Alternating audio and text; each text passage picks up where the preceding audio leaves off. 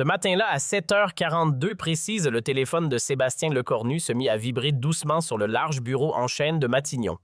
Sur l'écran, un numéro s'affichait précédé de l'indicatif israélien. Le chef du gouvernement marqua une hésitation infime, les yeux fixés sur les lueurs naissantes du jour qui traversaient les lourds rideaux couleur bordeaux. Dans cette clarté dorée flottait une intuition étrange, rien aujourd'hui ne suivrait le cours habituel. Il décrocha finalement. À l'autre bout, une voix sèche, presque froide, celle d'un conseiller diplomatique israélien, articulait chaque phrase avec une précision chirurgicale. Monsieur le Premier ministre, le cabinet de sécurité vient d'entériner une décision majeure concernant les otages. Le Premier ministre Netanyahou souhaite vous en faire part directement lors d'une conférence multilatérale dans 3 heures exactement. À ces mots, Lecornu sentit son corps se tendre d'un seul coup. 3 heures. Pas une de plus pour percer les intentions dissimulées derrière les portes closes de Jérusalem. 3 heures avant que le monde entier ne soit confronté à une révélation capable de bouleverser l'équilibre établi. Il mit fin à l'appel sans ajouter un mot. Son regard dur comme l'acier dériva vers la fenêtre, observant un Paris encore paisible, ignorant totalement la tempête diplomatique qui fonçait déjà sur lui. Mais attends, tu ne sais pas encore ce qui va réellement se passer dans ces 3 heures. Personne ne le savait à cet instant. Pas même les agents des services secrets français de la DGSE qui au même moment analysaient frénétiquement des rapports cryptés en provenance du Moyen-Orient dans leurs bureaux souterrains. Pas même les journalistes chevronnés qui préparaient leur matinale habituelle à France Inter, à BFM TV, et certainement pas les familles des otages français qui, depuis des mois interminables, vivaient dans l'angoisse la plus totale et un espoir qui s'amenuisait jour après jour. Ce que Benjamin Netanyahou s'apprêtait à annoncer au monde allait pulvériser toutes les certitudes établies, toutes les négociations menées dans l'ombre, toutes les promesses murmurées dans les couloirs du pouvoir. Et ce que Sébastien Lecornu allait lui répondre en une seule phrase tranchante allait entrer dans l'histoire comme l'un des moments les plus audacieux, les plus courageux et les plus controversés de la diplomatie française moderne. Revenons quelques semaines en arrière pour comprendre vraiment tout. Il faut saisir le contexte dans sa totalité pour mesurer toute la portée explosive de ce qui va suivre. Depuis l'attaque dévastatrice du 7 octobre et l'enlèvement brutal de dizaines d'otages, dont plusieurs citoyens français, la pression internationale sur Israël n'avait cessé de croître comme une cocotte minute prête à exploser. Les négociations menées dans le plus grand secret par le Qatar, l'Égypte et les États-Unis semblaient piétiner désespérément. Chaque jour apportait son lot de rumeurs contradictoires, d'espoirs déçus et de communications cryptiques. Les familles oscillaient entre désespoir et rage contenue, mais personne n'avait anticipé ce qui allait se produire ce matin-là. Dans son bureau silencieux de Matignon, Sébastien Lecornu se leva lentement de son fauteuil en cuir. À 39 ans, il était l'un des plus jeunes premiers ministres de l'histoire française moderne, nommé par Emmanuel Macron le 5 septembre 2024. Il avait déjà traversé des crises politiques majeures, la motion de censure, les manifestations violentes contre la réforme des retraites, les tensions avec l'extrême droite montante. Mais rien, absolument rien, ne l'avait préparé à ce qui l'attendait aujourd'hui.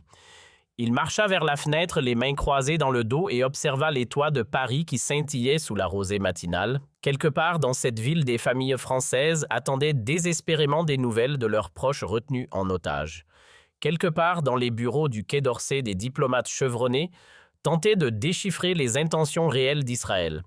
Et quelque part à Jérusalem, Benjamin Netanyahou préparait son annonce qui allait secouer le monde. Lecornu ferma les yeux une seconde. Il repensa à sa dernière conversation téléphonique avec Macron 2 jours auparavant. Le président lui avait dit avec cette gravité particulière qu'il adoptait dans les moments cruciaux « Sébastien, si Netanyahou fait ce que nos services pensent qu'il va faire, tu devras prendre position. Seul sans attendre mon retour d'Asie. La France ne peut pas se taire. » Ces mots résonnaient encore dans sa tête comme un tambour de guerre. Prendre position seul sans filet de sécurité. 3 heures plus tard, la conférence multilatérale commença. Sur l'écran géant installé dans la salle de crise de Matignon, les visages des dirigeants mondiaux apparurent un par un, le président américain, le chancelier allemand, le premier ministre britannique, le secrétaire général de l'ONU. Tous attendaient. L'atmosphère était électrique chargée d'une tension presque palpable. Et puis Benjamin Netanyahou apparut, Son visage envahit l'écran, ses traits tirés trahissant des semaines de nuits blanches et de décisions impossibles. Il portait sa chemise blanche impeccable habituelle, sa cravate bleue parfaitement nouée. Mais dans ses yeux, le cornu perçut quelque chose qu'il n'avait jamais vu auparavant, une détermination absolue mêlée à quelque chose de plus sombre, quelque chose qui ressemblait à du désespoir calculé. Netanyahou prit la parole en anglais, sa voix grave résonnant dans la salle comme un verdict. « Mesdames et messieurs les dirigeants, j'ai une annonce importante à faire ce matin. Après des semaines de négociations intensives et suite à la réponse finale reçue du Hamas hier soir, le gouvernement israélien a décidé de procéder à la libération de tous les otages. Nous sommes prêts à mettre en œuvre la première phase du plan de libération dès demain matin. » Un silence de plomb tomba sur la salle. Le cornu sentit tous les regards se tourner vers lui. Les otages français allaient être libérés. C'était ce que tout le monde attendait depuis des mois. C'était le miracle diplomatique que personne n'osait plus espérer. Alors pourquoi cette boule d'angoisse dans son estomac? Pourquoi cette alarme qui hurlait dans sa tête? Mais Netanyahou continua chaque mot soigneusement articulé. La première phase commencera demain à l'aube. Elle concernera la libération de tous les otages civils, femmes et enfants en priorité. En échange, Israël libérera des prisonniers palestiniens selon une liste préétablie. La deuxième phase suivra dans les jours suivants et concernera les otages militaires. La troisième phase sera la remise des corps des otages décédés. Le Premier ministre britannique intervint immédiatement, sa voix tremblante d'émotion. « C'est une nouvelle extraordinaire, monsieur le Premier ministre. Le monde entier vous en sera reconnaissant. » Le chancelier allemand acquiesça vigoureusement. « C'est le résultat de votre courage et de votre persévérance. » Le président américain ajouta. Israël a montré qu'il était possible de négocier même dans les circonstances les plus difficiles, mais le cornu restait silencieux. Ses collaborateurs les plus proches, assis autour de la grande table, le regardaient avec inquiétude. Pourquoi ne disait-il rien? Pourquoi ce silence pesant alors que tous les autres dirigeants félicitaient? Son conseiller diplomatique, Marc Vallière, se pencha vers lui et murmura « Monsieur le Premier ministre, vous devriez dire quelque chose. Le silence de la France est remarqué. » Le cornu leva une main pour le faire taire. Ses yeux ne quittaient pas l'écran. Il observait Netanyahou avec une intensité laser, cherchant à déchiffrer ce qui se cachait derrière cette annonce apparemment miraculeuse. Et soudain, il le vit. Un micro-mouvement dans les yeux du premier ministre israélien, une hésitation infinitésimale lorsqu'il avait prononcé le mot « tous », une crispation imperceptible de la mâchoire lorsqu'il avait dit « première phase ». C'était là. Le mensonge était là enfoui dans les plis de cette annonce historique. Netanyahou n'allait pas libérer tous les otages, ou du moins pas dans les conditions annoncées. Il y avait un piège, une clause cachée, un détail crucial que le premier ministre israélien avait soigneusement omis de mentionner. Le cornu le sentait dans ses tripes, avec cette certitude absolue que seuls les politiciens expérimentés développent, après des années, à naviguer dans les eaux troubles de la diplomatie internationale. Le modérateur de la conférence intervint. Y a-t-il d'autres questions ou commentaires avant que nous ne passions aux détails techniques? C'était le moment. Le moment où le cornu devait soit se taire et laisser passer cette annonce, soit prendre le risque de tout faire exploser en posant de la question que personne d'autre n'osait poser. Il pensa aux familles françaises, aux parents qui attendaient, aux enfants qui voulaient retrouver leurs proches, aux promesses qu'il avait faites, aux valeurs que la France était censée défendre. Et il prit sa décision. Sébastien Lecornu se pencha vers le microphone et toute la salle retint son souffle. Sa voix était calme, posée, mais chargée d'une autorité qui fit tressaillir même les plus aguerris. « Monsieur le Premier ministre Netanyahou, j'ai une question avant que nous célébrions prématurément cette annonce. » Le visage de Netanyahou se figea sur l'écran. Les autres dirigeants semblaient surpris par l'intervention française. Le ton de l'écornu n'était pas celui de la félicitation, mais celui de l'interrogation exigeante. « Vous avez dit que tous les otages seraient libérés, mais je voudrais une clarification précise. Est-ce que cela inclut les otages qui ont la double nationalité israélo-française? Est-ce que cela inclut les otages qui ont été identifiés par vos services comme ayant des liens, même lointains, avec des organisations que vous considérez comme problématiques? Est-ce que tous signifie vraiment tous, sans exception, sans clause cachée, sans conditions secrètes? » Le silence qui suivit fut assourdissant, mais Netanyahou ne répondit pas immédiatement. Ses yeux se plissèrent légèrement. Il venait de comprendre que Lecornu avait vu à travers son annonce, qu'il avait détecté la faille dans sa déclaration soigneusement préparée. Les secondes s'étirèrent comme des heures. Tous les regards étaient braqués sur l'écran attendant la réponse du premier ministre israélien. Marc Vallière était devenu blanc comme un linge. Il savait que son patron venait de franchir une ligne rouge, qu'il venait de mettre publiquement en doute la parole d'un chef d'État allié devant l'ensemble de la communauté internationale. Finalement, Netanyahou parla et sa voix avait perdu toute sa chaleur diplomatique. « Monsieur le Premier ministre l'écornu, je peux vous assurer que notre engagement est total. Tous les otages civils seront libérés selon le calendrier établi. » Le cornu ne lâcha pas prise. Il se pencha encore plus vers le microphone et ce qu'il dit ensuite allait être répété dans tous les médias du monde pendant des semaines. Monsieur le Premier ministre, avec tout le respect que je vous dois, tous les otages civils n'est pas la même chose que tous les otages. Je vais donc reformuler ma question très simplement. Allez-vous libérer absolument tous les otages sans exception, y compris ceux que vous considérez comme ayant le statut ambigu de doubles nationaux ou de personnes sous enquête? Et là, dans cette fraction de seconde qui sembla une éternité, le visage de Netanyahou changea. La façade du diplomate triomphant s'effrita légèrement. Ses mâchoires se serrèrent, ses yeux devinrent plus durs. Il venait de comprendre qu'il ne pourrait pas contourner la question française. L'écornu avait mis le doigt exactement là où ça faisait mal. « La situation est complexe », commença Netanyahou, et ces 4 mots confirmèrent tout ce que l'écornu soupçonnait. Il y a effectivement quelques cas particuliers qui nécessitent une évaluation de sécurité supplémentaire. Nous parlons d'un très petit nombre d'individus. Combien d'otages ne seront pas libérés dans cette première phase que vous présentez comme totale? Le malaise dans la salle de conférence virtuelle était maintenant palpable. Le président américain se racla la gorge, visiblement inconfortable.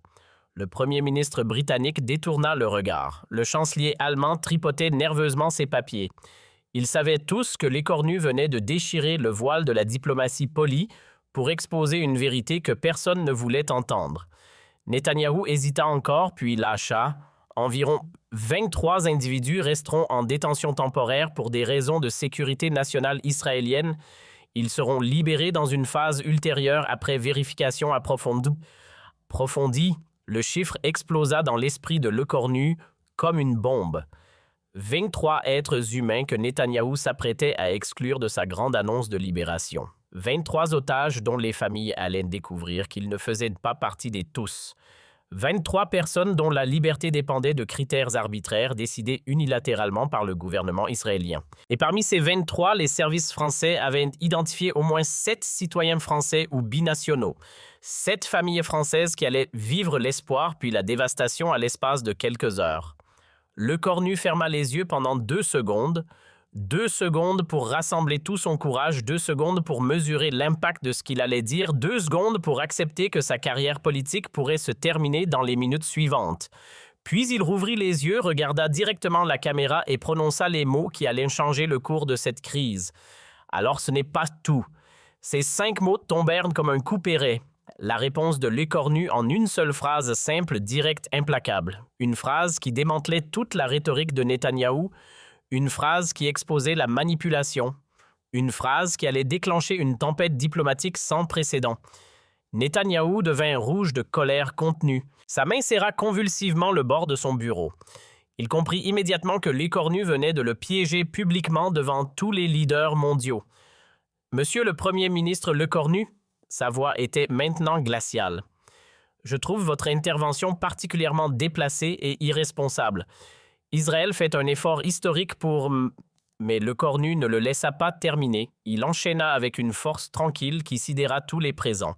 « Non, monsieur le Premier ministre Netanyahou, ce qui est irresponsable, c'est d'annoncer au monde une libération totale des otages alors que vous savez pertinemment que 23 personnes resteront captives. Ce qui est déplacé, c'est de manipuler l'espoir de familles désespérées avec des annonces incomplètes. Ce qui est inacceptable, c'est de créer une catégorie d'otages de seconde zone basée sur des critères que vous refusez de rendre publics. » Marc Vallière posa une main apaisante sur l'épaule de l'écornu, mais le Premier ministre français l'ignora complètement. Quelque chose s'était brisé en lui. La fatigue accumulée les nuits blanches à négocier les appels déchirants des familles, la pression constante, tout cela explosait maintenant en un torrent de vérité diplomatique. Et puisque nous parlons franchement, continua Lecornu, sa voix devenant plus ferme à chaque mot, permettez-moi de vous dire ce que la France pense vraiment de cette situation. Nous soutenons le droit d'Israël à se défendre. Nous condamnons le terrorisme du Hamas sans ambiguïté. Mais nous ne resterons pas silencieux quand on nous présente des demi-vérités comme des victoires complètes. Nous ne célébrerons pas une libération partielle déguisée en libération totale et nous n'accepterons jamais que des citoyens français soient exclus d'un accord de libération pour des raisons que vous refusez de justifier publiquement. Les autres dirigeants étaient pétrifiés. Personne n'avait jamais vu un premier ministre français s'adresser ainsi à un dirigeant israélien lors d'une conférence internationale. Le tabou venait d'être brisé. Netanyahou tenta de reprendre le contrôle. La France devrait faire attention à ne pas compromettre un accord qui a nécessité des mois de... Lecornu le coupa à nouveau et cette fois sa voix était tranchante comme une lame. « Non, monsieur le Premier ministre, c'est vous qui devriez faire attention. Attention à ne pas perdre le soutien des nations qui vous ont défendu même quand c'était politiquement coûteux. Attention à ne pas transformer des alliés en adversaires par votre arrogance. Attention à ne pas oublier que la confiance, une fois brisée, ne se répare pas facilement. » Le silence qui suivit fut total. On aurait pu entendre une mouche voler dans la salle de crise de Matignon. Les collaborateurs de Lecornu le regardaient avec un mélange d'admiration et de terreur. Leur patron venait soit de commettre un suicide politique spectaculaire, soit de réaliser l'un des coups diplomatiques les plus audacieux de l'histoire récente. Netanyahou sembla sur le point d'exploser. Sa respiration était visible même à travers l'écran. Ses poings étaient serrés. Mais avant qu'il ne puisse répliquer, le secrétaire général de l'ONU intervint d'une voix tremblante. « Messieurs, je pense que nous avons tous besoin d'une pause pour... » « Non, dit Lecornu fermement. Pas de pause, pas de faux fuyants diplomatiques. Monsieur le Premier ministre Netanyahou, je vais vous poser une dernière question et je veux une réponse claire devant tous les dirigeants présents. Allez-vous, oui ou non, libérer les 7 citoyens français qui figurent sur votre liste d'exclusion dans les mêmes conditions et selon le même calendrier que les autres otages? C'était l'ultimatum, la ligne dans le sable, le moment de vérité. Tous les regards convergèrent vers Netanyahou. Le premier ministre israélien resta silencieux pendant ce qui sembla une éternité. Son visage était un masque impénétrable. On pouvait presque voir les calculs politiques défiler derrière ses yeux. S'il refusait, il risquait de perdre le soutien français et probablement celui d'autres nations européennes. S'il acceptait, il montrait qu'il cédait à la pression internationale, ce qui serait perçu comme une faiblesse par sa propre coalition gouvernementale déjà fragile. Finalement, il parla et sa voix était chargée de ressentiment à peine contenu. Les citoyens français seront inclus dans la première phase de libération à condition que la France s'engage à coopérer pleinement avec nos services de sécurité concernant les vérifications nécessaires. Lecornu hocha lentement la tête. La France coopère toujours avec ses alliés dans le respect du droit international et des droits humains fondamentaux. Nous attendons la liste complète des otages qui seront libérés demain matin avec leur nom, nationalité et statut pour vérification. Cette liste devra être transmise aux Nations Unies et rendue publique. Netanyahou comprit qu'il n'avait plus d'échappatoire. Lecornu venait de le coincer dans un engagement public dont il ne pourrait pas se dédire sans perdre toute crédibilité internationale. « C'est acceptable, dit-il finalement. » Mais le ton de sa voix laissait clairement entendre que rien n'était pardonné. La conférence se termina dans une atmosphère glaciale. Les écrans s'éteignirent un par un. Dans la salle de crise de Matignon, personne ne bougea. Les collaborateurs de Lecornu le regardaient comme s'ils voyaient leur patron pour la première fois. Puis lentement, Marc Vallière commença à applaudir. Un autre collaborateur se joignit à lui, puis un autre jusqu'à ce que toute la salle soit debout, applaudissant leur premier ministre qui venait de tenir tête à l'un des dirigeants les plus puissants du monde. Lecornu se leva lentement de sa chaise. Il était épuisé. Ses mains tremblaient légèrement de l'adrénaline qui refluait. Il savait que les conséquences de ce qu'il venait de faire allaient se déployer dans les heures et les jours suivants. Les attaques médiatiques, les pressions politiques, les accusations d'antisémitisme que certains ne manqueraient pas de brandir, mais il savait aussi qu'il avait fait la seule chose juste. Dans les heures qui suivirent, l'enfer se déchaîna. Les médias israéliens dénoncèrent l'ingérence française et l'hostilité de Lecornu. Certains éditorialistes parlèrent de trahison et de coups de poignard dans le dos. Le lobby pro-israélien en France mobilisa immédiatement ses relais pour exiger la démission du Premier ministre. Mais quelque chose d'inattendu se produisit, quelque chose que ni les cornus ni Netanyahou n'avaient anticipé. Les familles des otages, toutes nationalités confondues, commencèrent à manifester leur soutien au Premier ministre français. Des rassemblements spontanés se formèrent devant l'ambassade de France dans plusieurs capitales. Les réseaux sociaux explosèrent de messages de gratitude envers le seul dirigeant qui avait eu le courage de dire la vérité. Un père israélien dont le fils était parmi les otages publia une vidéo émouvante « Merci, monsieur le cornu. Vous avez dit ce que nous pensions tous mais que personne n'osait exprimer. Notre gouvernement nous mentait et vous l'avez exposé. Grâce à vous, mon fils sera libéré demain. » Les médias internationaux, après le choc initial, commencèrent à analyser la confrontation avec plus de nuances. Le New York Times titrait « Un moment de vérité diplomatique ». The Guardian parlait de courage politique dans un monde de langue de bois. Même certains médias israéliens progressistes commencèrent à questionner la stratégie de communication de Netanyahou. En France, l'opinion publique était massivement derrière le cornu. Un sondage exclusif montrait que 77% des Français approuvaient sa prise de position. Les syndicats, les associations même des personnalités politiques de l'opposition exprimèrent leur soutien. Emmanuel Macron, qui suivait les événements depuis son déplacement en Asie, appela le cornu tard dans la soirée. « Sébastien, vous avez fait ce qu'il fallait faire. La France est fière de vous ce soir. » Le lendemain matin, comme promis, la liste complète des otages à libérer fut transmise aux Nations Unies et rendue publique. Les 7 citoyens français y figuraient. Netanyahou avait tenu sa parole contrainte et forcée par la pression internationale déclenchée par l'intervention de l'Écornou. À l'aube, les premiers otages franchirent de la frontière de Gaza. Les images de leurs retrouvailles avec leurs familles firent le tour du monde. Des larmes, des étreintes, des cris de joie. Et dans chaque interview, les familles françaises répétaient le même message « Merci à Monsieur le Cornu. Sans lui, nos proches seraient restés derrière. » Mais l'histoire ne s'arrêta pas là. Dans les semaines suivantes, la dynamique géopolitique au Moyen-Orient changea subtilement mais profondément. D'autres nations européennes, enhardies par l'exemple français, commencèrent à adopter des positions plus critiques et plus nuancées vis-à-vis de la politique israélienne. Le monopole du discours pro-israélien sans réserve se fissura.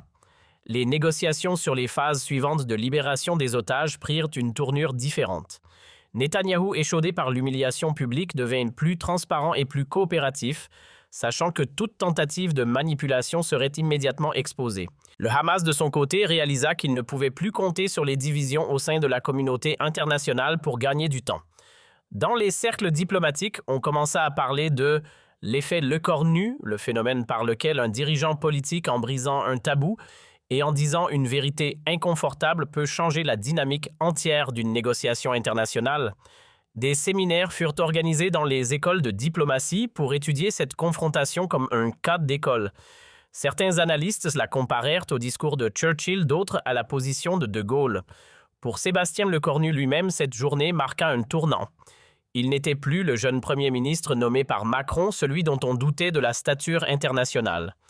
Il était devenu un homme d'État respecté, craint et écouté. Les dirigeants mondiaux savaient désormais qu'il ne se contenterait pas de formules diplomatiques creuses, qu'il était prêt à dire des vérités dérangeantes, même à des alliés puissants. 3 mois plus tard, lors d'un sommet européen à Bruxelles, Netanyahou et Lecornu se croisèrent dans un couloir.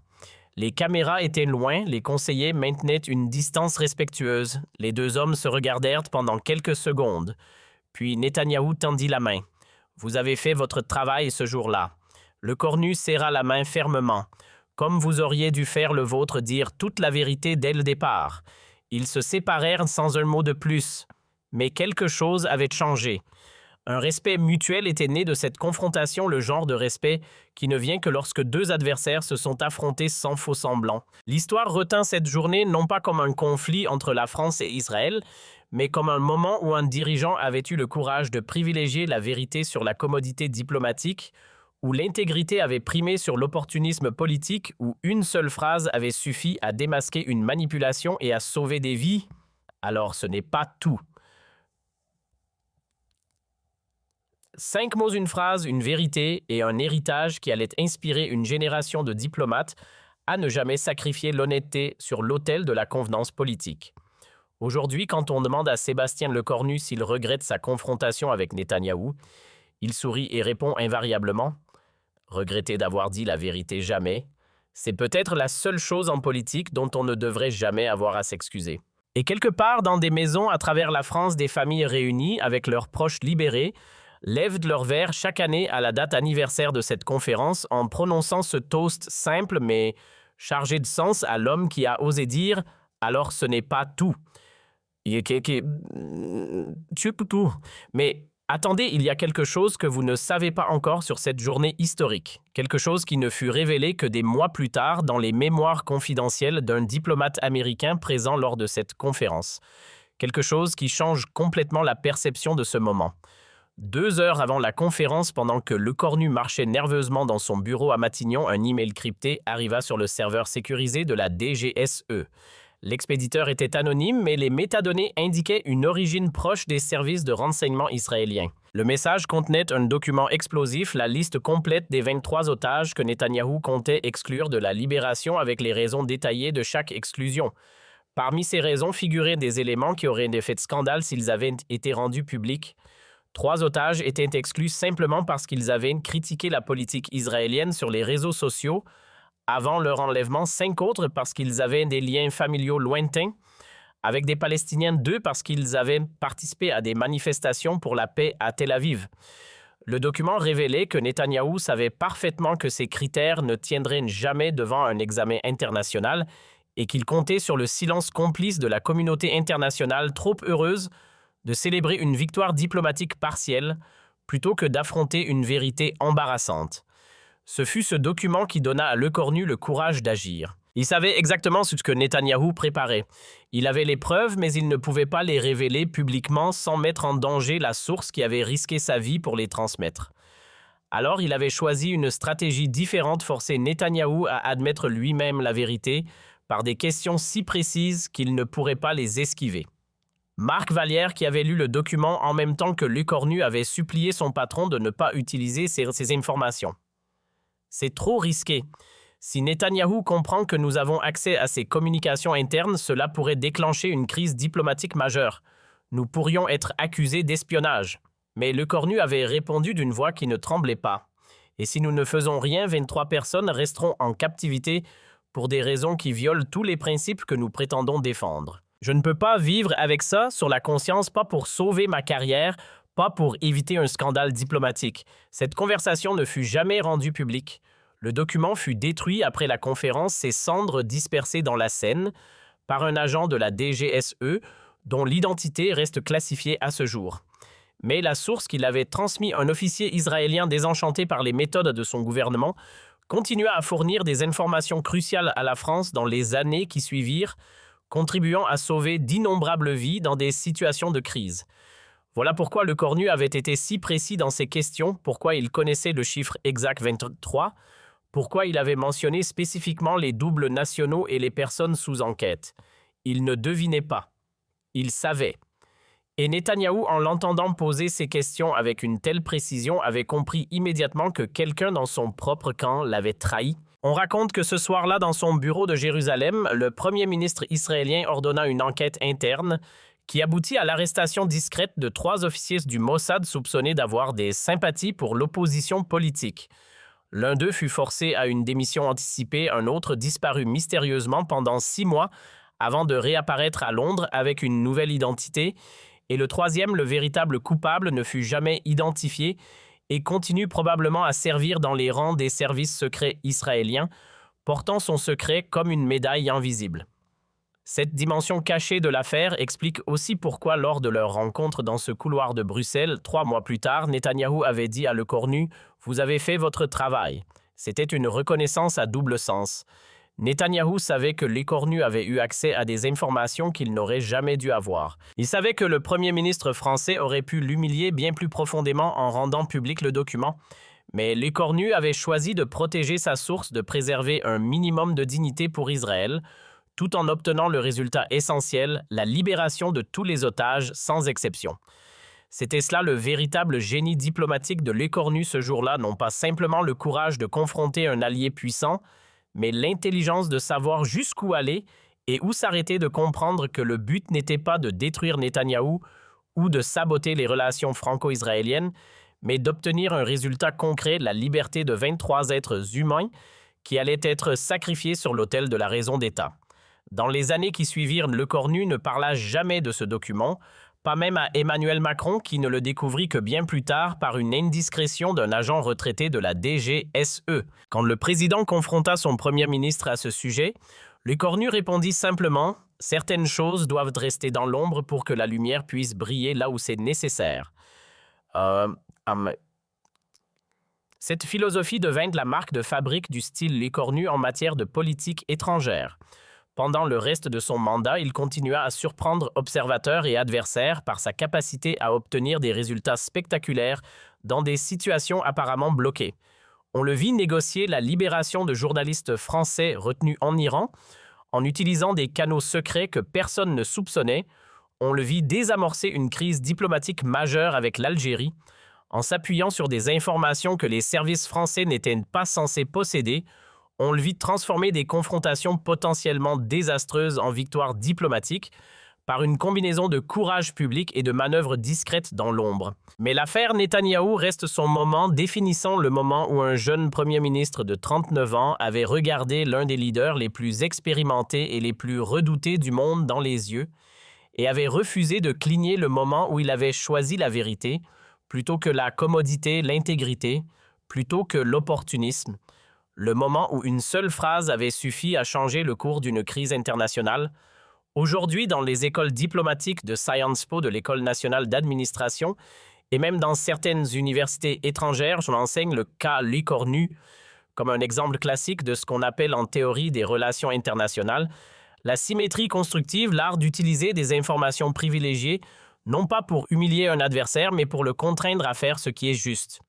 Les étudiants débattent passionnément de la moralité de cette approche. Est-il éthique pour Lecornu d'utiliser des informations obtenues probablement par espionnage? Aurait-il dû révéler publiquement l'existence du document où se situe la ligne entre la diplomatie habile et la manipulation? Ces questions restent ouvertes, sujettes à des interprétations multiples selon les perspectives politiques et philosophiques de chacun. Mais une chose est certaine, 23 personnes qui auraient dû rester en captivité sont libres aujourd'hui. 23 familles qui auraient dû continuer à souffrir ont retrouvé leurs proches. Et cela, personne ne peut le nier, personne ne peut le minimiser. 5 ans après cette confrontation historique, un journaliste du Monde réussit à obtenir une interview rare avec Lecornu, qui avait depuis quitté Matignon pour devenir ministre des Affaires étrangères sous un nouveau gouvernement. À la question « Si vous deviez revivre cette journée, feriez-vous les choses différemment ?» Lecornu resta silencieux pendant un long moment, regardant par la fenêtre de son bureau au Quai d'Orsay où la Seine coulait paisiblement. Puis il se tourna vers le journaliste avec ce regard bleu acier qui était devenu sa signature et il dit « Vous savez, en politique, on nous apprend à peser chaque mot, à calculer chaque geste, à anticiper chaque conséquence. Mais parfois, il faut simplement faire ce qui est juste, même si c'est dangereux, même si c'est impopulaire, même si cela peut détruire votre carrière. Ce jour-là, j'ai fait ce qui était juste. Je dormirais moins bien aujourd'hui si j'avais fait autrement. » Le journaliste nota cette réponse, puis posa la question que tout le monde se posait depuis des années. « Est-il vrai que vous aviez accès à des documents confidentiels israéliens ce jour-là » Lecornu sourit, mais ne répondit pas directement. Ce qui est vrai, c'est que 23 personnes sont libres aujourd'hui. Le reste n'est que spéculation. Et c'est sur cette note d'ambiguïté calculée que l'interview se termina. Lecornu avait encore une fois démontré son talent pour dire ce qui devait être dit, tout en gardant ce qui devait rester secret. Cette capacité à naviguer entre transparence et discrétion, entre courage public et prudence stratégique, était devenue la marque d'un homme d'État véritablement exceptionnel. L'histoire de cette confrontation se transmit de génération en génération dans les couloirs du pouvoir français. Elle devint une légende, un conte moral sur le courage et l'intégrité en politique. Les jeunes diplomates l'écoutaient avec des yeux brillants, rêvant du jour où eux aussi pourraient défendre la vérité avec autant de force. Les cyniques haussaient les épaules, la qualifiant de coup de chance ou de manipulation médiatique habile. Mais ceux qui étaient là ce jour-là, ceux qui avaient vu le visage de Lecornu lorsqu'il avait prononcé ces 5 mots fatidiques, savaient que c'était quelque chose de plus profond, Quelque chose de plus rare, un moment de vérité absolue dans un monde construit sur des demi-vérités et des compromis. Et quelque part, dans un appartement modeste de Tel Aviv, un ancien officier du Mossad regarde parfois les étoiles la nuit et se souvient du jour où il a envoyé un email qui a changé le destin de 23 personnes. Il ne sait pas si le cornu pense encore à lui, s'il se demande qui était cette source mystérieuse qui a tout risqué pour faire triompher la justice. Mais peu importe. Il sait qu'il a fait ce qui était juste. Et parfois, dans ce monde complexe et cruel, c'est tout ce qui compte. Alors, la prochaine fois que tu entends un politicien faire une annonce qui semble trop belle pour être vraie, souviens-toi de cette histoire. Souviens-toi de Sébastien Lecornu qui a eu le courage de demander « Est-ce vraiment tout ?» Souviens-toi que derrière chaque grande déclaration se cachent parfois des petites lignes que personne ne veut que tu lises. Et souviens-toi qu'une seule personne prête à dire « alors ce n'est pas tout » peut faire toute la différence entre une manipulation réussie et une vérité exposée. Car au final, c'est cela le véritable pouvoir, non pas la capacité de tromper, mais le courage de démasquer. Non pas l'art de mentir avec élégance, mais la force de dire la vérité même quand elle dérange. Et si l'histoire se souvient de Sébastien Lecornu, ce ne sera pas comme d'un politicien parmi tant d'autres, mais comme de l'homme qui, un matin de novembre, a refusé de jouer le jeu et a changé le cours de l'histoire avec 5 mots simples. Alors ce n'est pas